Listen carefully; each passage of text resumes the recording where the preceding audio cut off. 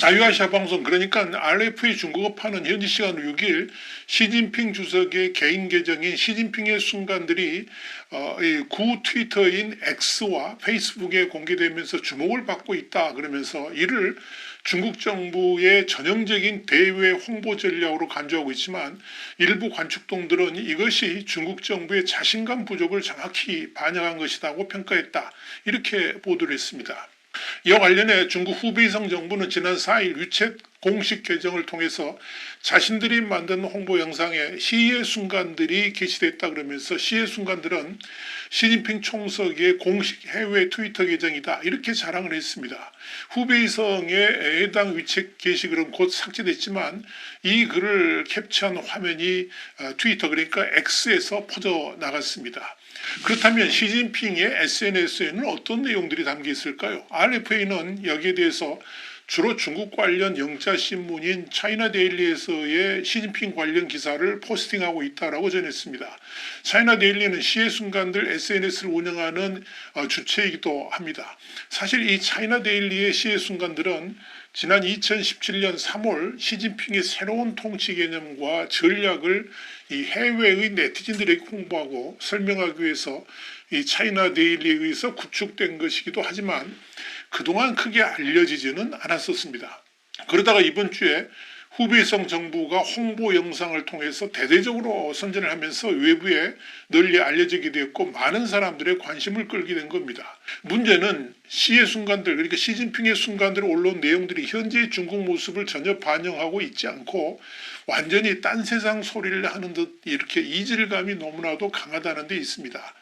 RFA는 이 점에 대해서 세계 언론들은 중국 경제 위기 등을 심각하게 다루고 있지만 시의 순간들은 이 베이징 외곽의 리치 풍자 그리고 장시성 농지의 겨울 멜론 대풍, 중국 경제는 광활한 바다다 뭐 이런 시진핑 주석의 발언 등을 게재하고 있다 그러면서 시의 순간들은 완전히 다른 세상을 보는 것 같다라고 꼬집었습니다.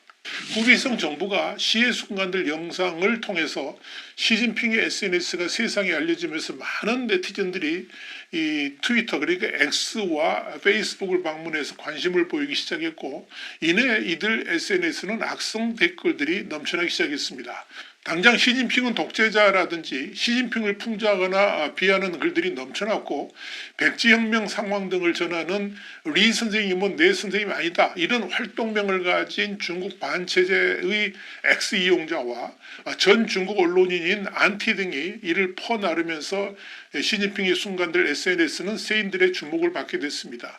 해당 소식이 퍼져나가자 X 이용자들이 대거 이 시의 순간들 계정에 몰려들어서 시 주석에 대한 비판과 공격의 댓글을 남겼고 이에 시의 순간들은 댓글창을 닫아버렸습니다.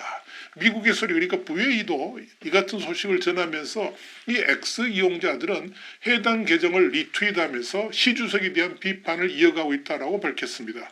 지난 4일 이 시의 순간들 SNS의 댓글창이 닫힌 이후에 그 이전에 작성된 댓글들도 거의 볼 수가 없고요. 특히 이 페이스북 같은 경우는 부정적 댓글들을 아예 삭제해버린 것으로 보입니다.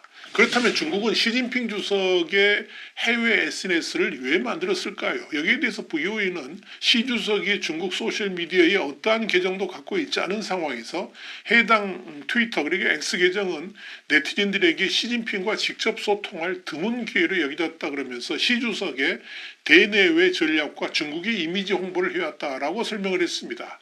그런 의도였다면 일부 부정적 댓글이 있다 할지라도 이를 무시하면서 운영을 하는 것이 당연하지만 부정적 댓글이 있다고 해서 쌍방 소통 자체를 봉쇄해버린 것은 사실상 중국의 속성을 보여주는 것이라고 할 수가 있을 겁니다. 그만큼 문제가 많다는 거죠.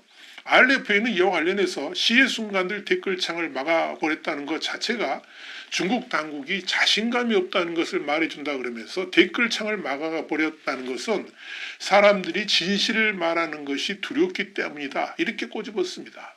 또한 댓글창 봉쇄는 자신들이 진실을 말하고 있지 않다는 것을 말해주는 것이고 시진핑 주석에 대한 소문과 그런 부정적 글들로 인해서 소문을 두려워하고 있다는 증거다 이렇게 지적을 했습니다. 사실 이번 시의 순간들 파동은 지금 중국이 갖고 있는 이미지가 어떠한지 그대로 보여줍니다. 실제로 시진핑 이미지는 곧 중국의 이미지와 직결됩니다. 다시 말씀드려서 시진핑에 대한 이미지가 좋지 않다면 곧바로 중국이라는 국가 이미지에도 그대로 표출된다는 의미입니다.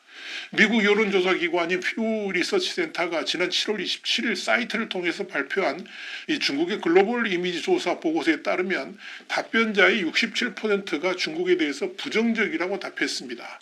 반면 긍정적이라고 답변한 사람은 28%에 그쳤습니다. 이번 조사는 지난 2월 20일부터 5월 22일까지 전 세계 24개 나라 3만여 명을 대상으로 실시가 됐습니다. 중국의 전반적인 이미지, 중국 외교 정책에 대한 견해, 시진핑 주석의 평가, 중국의 소프트 파워 및 경제력 등에 대한 조사가 진행된 겁니다. 지난해 19개 나라 국민을 상대로 한 동일한 조사에서 중국에 대한 인식이 부정적이라고 답변한 응답자는 68%였고 긍정적이라는 대답은 27%였습니다. 중국에 대한 이미지에 지난 1년 동안 변화가 전혀 없었다 하는 의미입니다. 인도와 브라질 등 신흥국들의 중국에 대한 호감도가 수년 새에 크게 나빠졌습니다. 인도의 경우에 2019년 조사에서 중국에 대한 부정적 인식이 46%였는데 올해는 67%로 21%포인트나 증가를 했습니다. 브라질 역시 2019년 27%에서 48%로 21%포인트 증가했습니다. 눈여겨볼 건 시진핑 국가주석에 대한 신뢰도인데 역시 결과는 낮은 것으로 확인됐습니다. 설문조사에 참여한 24개국 중에서 시진핑 국가주석이 세계 문제에 대해서 올바른 일을 할 것이라고 신뢰하는 사람은 거의 없었습니다. 서유럽, 미국, 캐나다, 아시아태평양 지역 대부분에서 시진핑 주석에 대해서 전혀 신뢰하지 않는다라고 답한 응답자는 각국의 절반 정도였고 또 인도네시아, 케냐, 나이지리아, 남아프리카 공화국들만 과반수 이상이 시 주석의 리더십을 신뢰한다라고 답했습니다. 이 시 주석에 대한 신뢰도는 중국에 대한 전반적인 견해와 밀접한 관련이 있습니다. 조사에 참여한 각 국가에서 중국에 대해서 부정적 견해를 가진 사람들은 시진핑 주석에 대한 신뢰도가 낮을 가능성이 높았고요. 그 반대의 경우에도 마찬가지였습니다. 또한 중국에 대한 부정적 인식이 높은 수준을 유지하는 많은 국가들이 중국을 자국 경제 이익과 글로벌 거버넌스의 유협이라고 보고 있었고 시 주석 집권 이후에 중국의 인권 상황이 나빠졌기 때문으로 분석을 했습니다. 시 주석에 대한 이 부정적 이미지의 확산은 사실 중국이 자초한 측면이 있습니다. 서구 사회에서의 지도자 이미지는 권위라든지 카리스마 같은 강력한 이미지보다는 부드러움이라든지 친근감 같은 소프트 파워를 더 중시하는 이 측면이 있습니다. 그러나 중국에서의 시진핑은 사실상 황제의 권위에 걸맞는 이미지만 추구합니다. 근엄하면서도 어느 누구도 범접할 수 없는 강한 이미지를 형성하는 걸 추구한다는 것입니다. 재미있는 일례로 시진핑 주석을 곰돌이 푸하고 연기한 캐릭터들이 나돈 적이 있었습니다. 아마도 서방 진영이었다면 그런 친근하고도 재미있는 이미지를 통해서 시진핑 주석과의 친근감을 제고하는 이미지 전략을 채택했을지 모르겠습니다. 그러나 중국은 그렇지 않았습니다. 중국에서의 곰돌이 푸는 시 주석과 외모가 비슷하다는 이유 때문에 절대적으로 금기되는 캐릭터입니다. 그러다 보니까 서방 세계에서 시진핑을 조롱할 때 오히려 곰돌이 푸를 사용하는 지경이 됐습니다. 실제로 지난 2021년 11월 많은 사람들에게 사랑받는 캐릭터인 곰돌이 푸 이것 때문에 중국과 이탈리아가 한바탕 붙은 바 있습니다. 중국의 현대 미술가이고 반체제 예술가인 마디우 차오가 이 중국 내 인권 문제를 주제로 이탈리아 북부의 브레시아에서 중국은 가깝지 않다. 반정부 예술가의 작품들 이런 제목의 개인전을 열려고 했는데 중국은 이탈리아 당국에 중국과의 우호적인 관계도 위협될 것이고 이탈리아의 대중국 무역에도 불행한 사태가 올 수 있을 것이다. 이렇게 협박을 가한 적이 있었습니다. 그럼에도 이탈리아가 예정대로 전시를 진행했습니다.